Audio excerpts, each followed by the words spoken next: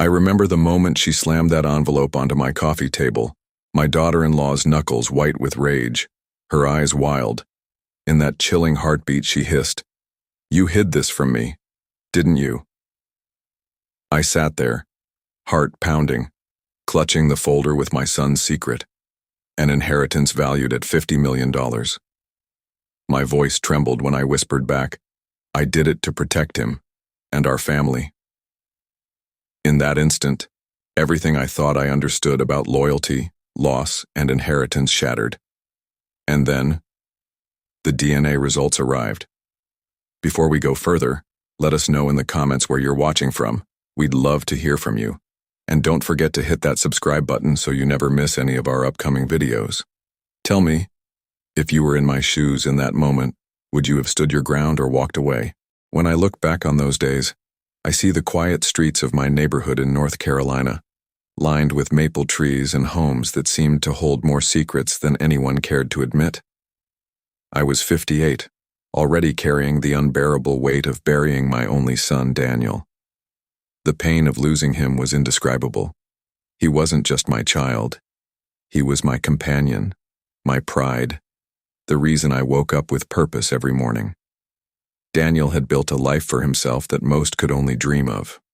From nothing, he created a thriving tech startup that became the talk of the state, and with it came success, recognition, and eventually an estate valued at $50 million. But for me, the fortune was never the highlight. What mattered most was his kind heart, his work ethic, and his love for family. Even when the woman he married, Emily, showed none of that love back. I had seen the warning signs long before their wedding day. Emily was polished, ambitious, and always seemed to be looking past the person in front of her.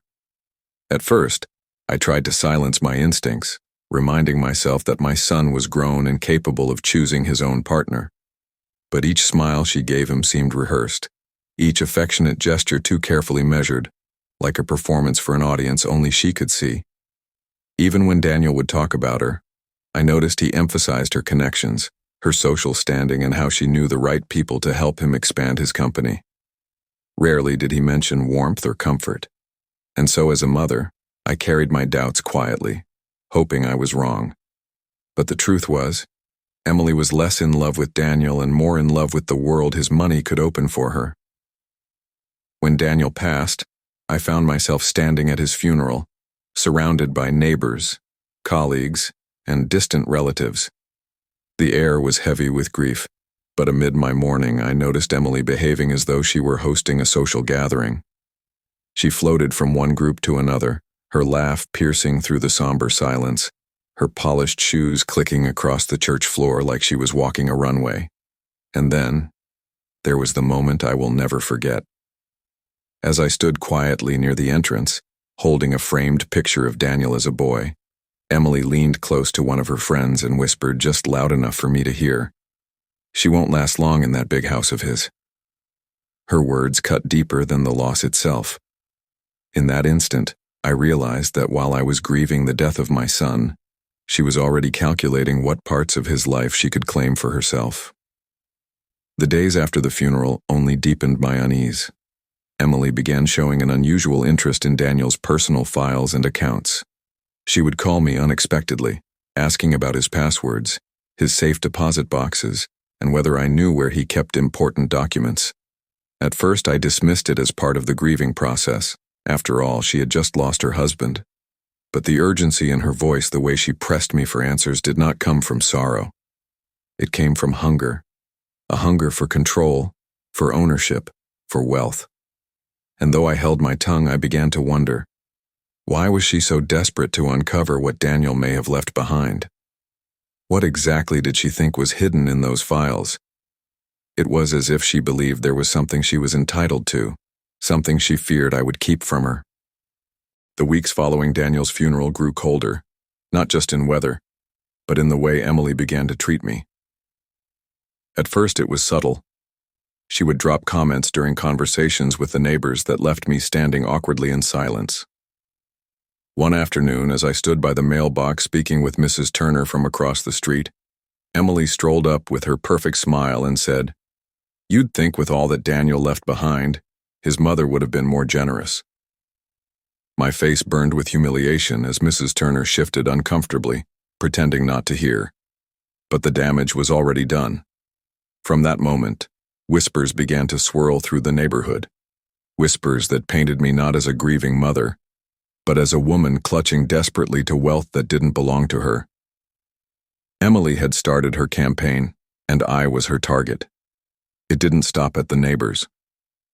Emily took her control further by cutting me out of memorial gatherings meant to honor Daniel's life. She organized dinners and meetings with his colleagues, calling them celebrations of his legacy.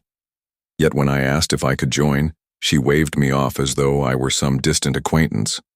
At one event, I arrived uninvited, clutching a folder of photographs I wanted to share, only to be met at the door with Emily's cool, measured tone. "Margaret, tonight is more for his friends. You wouldn't really understand the business side of things." Her words were sharp, dismissing me not only as Daniel's mother, but as someone unworthy of even standing in the same room where his memory was being honored. I left that evening with tears in my eyes, walking home alone through the quiet streets of Charlotte, wondering how much further she would go. The humiliation deepened one night at a dinner hosted in Daniel's honor. I watched across the table as Emily removed her wedding ring with a calculated grace, placing it beside her wine glass. She leaned back, smirked, and declared for everyone to hear, "This isn't about love anymore. It's about what's mine." The words echoed in the dining room, louder than the clinking of silverware or the hum of conversation. My hands tightened around my napkin, my breath caught in my throat. In that moment, she had stripped away any pretense of grief. To her, Daniel's death wasn't a tragedy, it was a transaction, and I was being written out of it.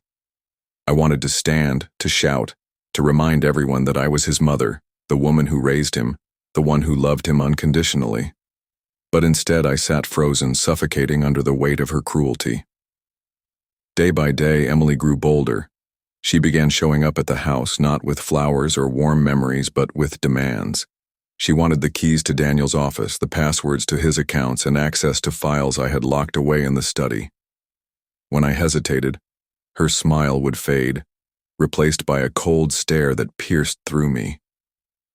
"You know, Margaret," she said one afternoon, standing in the doorway of my kitchen, "if you keep making this difficult, people will start to wonder what you're hiding." It wasn't a suggestion, it was a threat.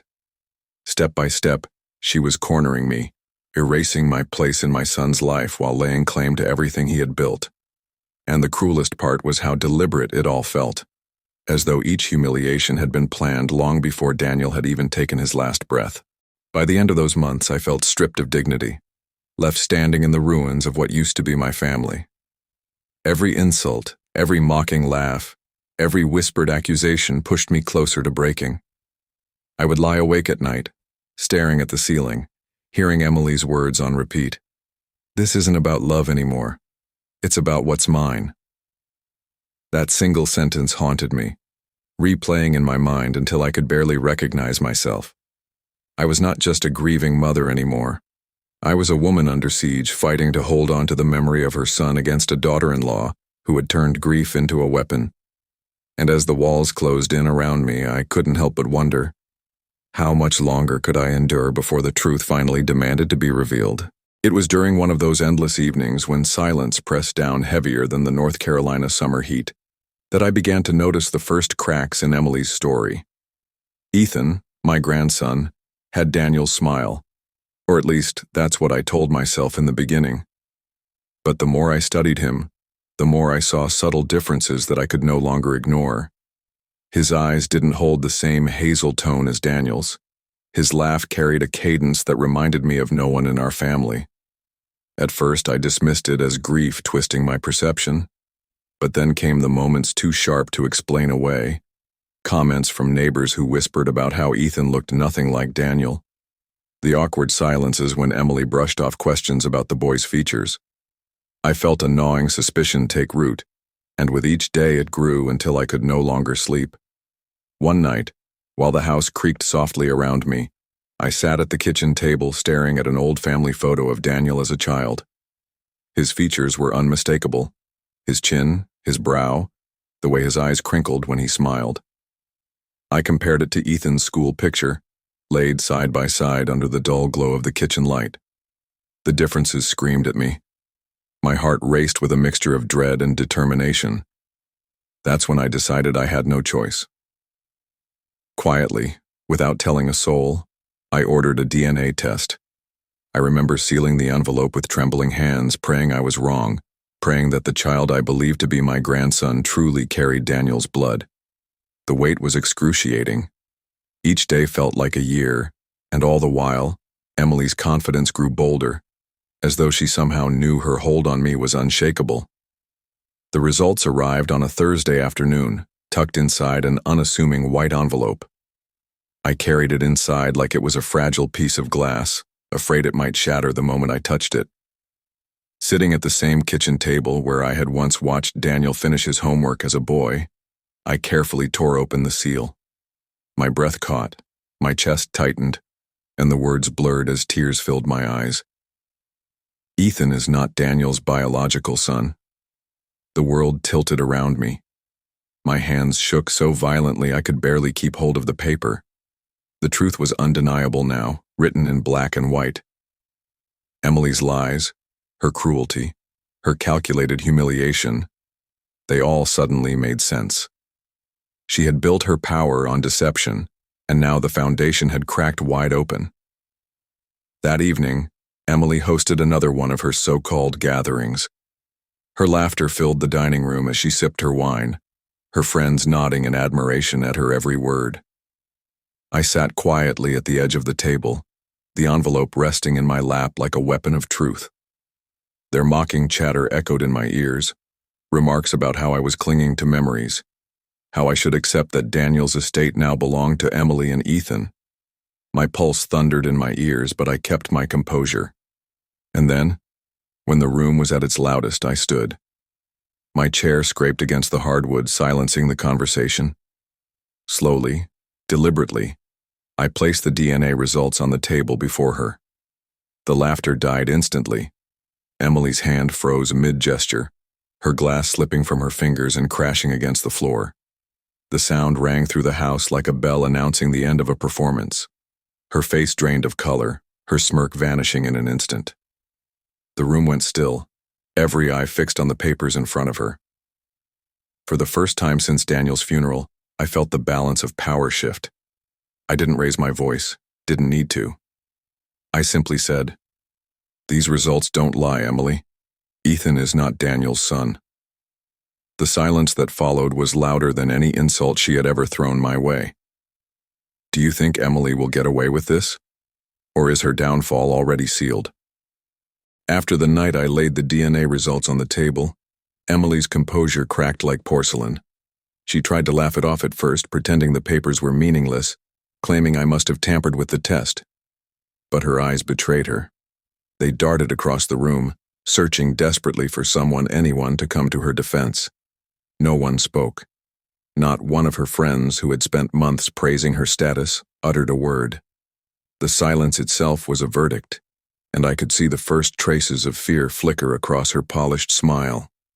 From that night forward, Emily's arrogance began to unravel, and though she fought harder, every move she made pushed her closer to her downfall. Her desperation became undeniable when she demanded access to Daniel's inheritance. She stormed into my home uninvited, her voice sharp, her hands trembling as she pointed at the safe in the study. "This is mine, Margaret," she insisted, her tone echoing through the hall. "Daniel's fortune belongs to Ethan, and I am his mother." I let her finish her tirade before calmly sliding the DNA results across the desk once again. She recoiled as if the papers themselves had burned her. I spoke softly. "That fortune does not belong to you, Emily. The truth has spoken, and there's nothing you can do to erase it." Her fury filled the room, but behind her anger was the unmistakable shadow of defeat. Soon the matter was no longer between the two of us. Lawyers became involved, and it wasn't long before we found ourselves in a courtroom in Charlotte. The wood-paneled walls, the somber expressions, the weight of justice pressing down. It was a scene I will never forget. Emily walked in dressed impeccably, still clinging to the image of the dignified widow, but I knew the facade was wearing thin. When the judge finally read the decision, his words were steady and absolute. Based on the DNA results presented and the evidence of deception, Emily is not entitled to Daniel's estate. The gavel struck, and with that single sound, months of humiliation, doubt, and torment melted into vindication. I sat quietly, tears pooling in my eyes as Emily's face crumbled. The fallout was immediate. Neighbors who once admired her began whispering behind her back. Those who had once rushed to her side at parties and dinners now crossed the street to avoid her. The social circles she had fought so hard to enter began to push her out, one whispered rumor at a time. Without Daniel's fortune, Emily's standing crumbled. She tried to keep up appearances, throwing smaller gatherings, dressing as though nothing had changed, but the whispers only grew louder. People remembered her arrogance, her cruelty, the way she flaunted her power, and now they saw her for what she truly was. Social exile replaced the admiration she had once basked in, and I, the woman she had tried to humiliate, watched silently as her empire of lies collapsed. The final blow came when her new lover, the man she had been secretly seeing even while Daniel was alive, vanished from her life. Without the promise of wealth, his affection dissolved like morning mist. I heard through mutual acquaintances that he had moved on swiftly, leaving Emily not only without fortune but without companionship. Her so-called allies drifted away, one by one, until she was left with only the echo of her own choices. For a woman who had built her life on appearances, that emptiness was a harsher punishment than anything the courts could deliver. And as for me, I chose a different path for Daniel's legacy. With the guidance of his closest business partners, I donated a large portion of his fortune to a children's hospital in his name. The day the new wing was unveiled, engraved with the words, "In memory of Daniel Carter," I stood among families whose lives would be touched by his gift. Tears filled my eyes, not from sorrow this time, but from pride. My son's name would not be remembered for scandal or greed. It would be remembered for kindness, healing, and hope. That was the justice Emily could never take from me, the justice that transcended money or courtrooms. In the end, Emily was left with nothing but shame, while Daniel's true legacy lived on. I found peace in knowing that every cruel word, every humiliation she inflicted had led to this moment of truth. She had tried to strip me of my dignity, but dignity was the very thing she could never steal. And as I walked out of that courtroom, the whispers of neighbors trailing behind me, I realized that sometimes justice is not loud or violent. Sometimes justice is quiet, steady, and absolute, leaving those who sought to destroy you with nothing but the ruins of their own choices. When the court's decision was made final and Emily's mask had been stripped away, her presence in Charlotte began to fade as quickly as it had once dominated. For months, she had carried herself like the queen of every room, but once her lies were laid bare, she became little more than a shadow drifting through places where her name once carried weight. The invitation stopped coming. Neighbors who once greeted her with admiration now turned away politely, unwilling to be seen at her side. I heard whispers that she sold off what little she had left, packing her belongings into a moving truck late at night so the neighborhood wouldn't gather to watch her departure. By the time the sun rose the next morning, Emily was gone, vanishing from the same society she had fought so hard to control. And in her absence, peace slowly returned to my life. I found myself spending more time on the porch of my North Carolina home, where Daniel had grown up. The evenings stretched long and quiet, filled with the chirping of crickets and the warm glow of the setting sun over the trees. I would sit with a photo of Daniel as a boy resting in my lap, the same photo I had compared to Ethan's image in those nights of suspicion. His innocent smile reminded me of who he was before success, before wealth, before Emily entered our lives. Some nights I wept, not just for his death but for the years of manipulation that followed. Yet in those same tears I found healing. Slowly I began to see Daniel's legacy not as something tarnished by betrayal, but as something I could still protect and honor. The house grew quieter, But in that silence, I discovered a dignity Emily had tried but failed to steal. Life became simpler. I joined local charities, often slipping into the children's hospital where Daniel's name was carved into the marble of a new wing. Parents and children I had never met would smile at me, unaware of the storm I had weathered to preserve his memory. Those smiles filled the empty spaces left by Daniel's absence. And though Emily's betrayal would never be erased, I realized that her downfall had given rise to something greater, a chance for lives to be saved, for hope to be renewed, and for Daniel's kindness to outlive him. Each time I walked those hospital halls, I whispered to myself, this is what he would have wanted. Not arguments over fortune, not battles in court, but a legacy of healing.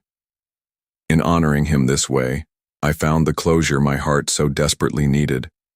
And so, in my final reflection, I speak not only as a mother but as a woman who has walked through fire and come out stronger on the other side. Money can blind people, but the truth always finds its way. Emily thought betrayal would buy her a future, but dignity outlasts greed. That is what I carry with me now, as I sit on this porch with the photo of Daniel still in my hands, knowing his spirit rests peacefully because his legacy lives on. Betrayal may wound, lies may bruise, but the truth always heals. If you were in my place, would you have stayed silent, or revealed the DNA results for the world to see?